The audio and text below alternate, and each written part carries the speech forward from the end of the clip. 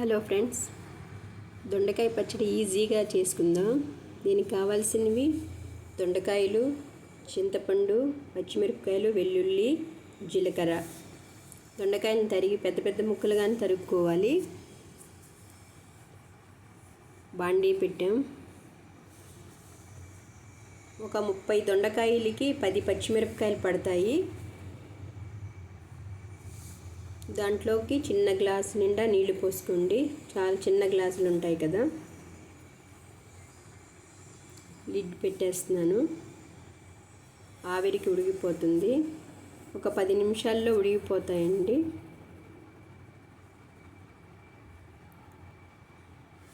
నీరంతా ఇంకిపోయింది.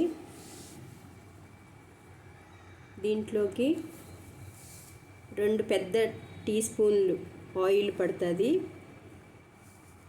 వేస్తున్నాను.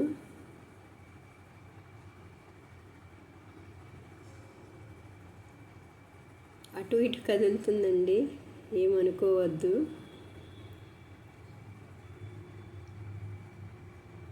రెండు పెద్ద టీ స్పూన్ ఆయిల్ వేసాను.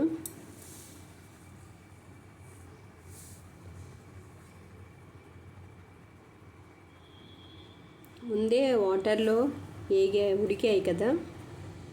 ఆయిల్ 2 స్పూన్లు పడుతుంది. దీంట్లోకి 1 స్పూను ధనియాలు,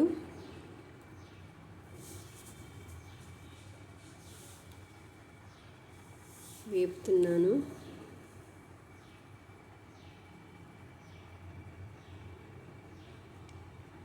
ఇది చాలా సింపుల్ అండి. ఇంట్లో అప్పుడప్పుడు తెచ్చుకున్నవి కొంచెం పండిపోయినవి కూరగా బాగోలేకపోతే ఇలాగా చేసుకుంటే ఇందులో 1 చుక్క నెయ్యి వేసుకుంటే 1 స్పూను చాలా బాగుంటుంది. 1 టేబుల్ స్పూన్ ధనియాలు, 1/2 టేబుల్ స్పూన్ జీలకర్ర,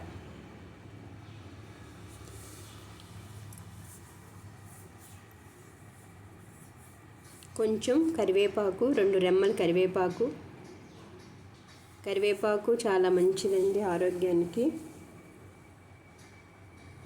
ఎయిర్ గ్రోత్కి కూడా చాలా మంచిది. చిన్న సైజు నిమ్మకాయ సైజ్ అంతా చింతపండు. మీకు చూపించడం కోసం నిమ్మకాయ సైజు లాగా చేశానండి. దాన్ని ముక్కలుగా చేసి ఆయిల్లో ఇలాగా వేపేసేసి పక్కన పెట్టేసుకుందాం. ఒక 10 నిమిషాలు పడుతుంది.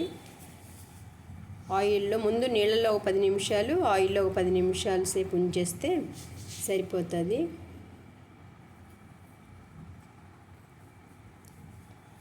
చల్లారినాక తగినంత కల్లుప్పు, 7 నుంచి 8 వెల్లుల్లి రెబ్బలు మిక్సీలో వేస్తున్నానండి. అయిపోయింది ఎంతో రుచికరమైన దొండకాయ పచ్చడి.